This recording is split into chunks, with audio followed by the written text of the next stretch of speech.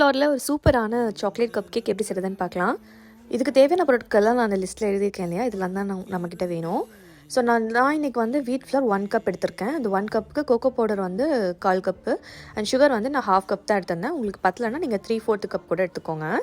So consistency இது எல்லாத்தையும் நீங்கள் மிக்ஸ் பண்ணதுக்கப்புறமா இந்த மாதிரி இருக்கணும் கன்சிஸ்டன்சி.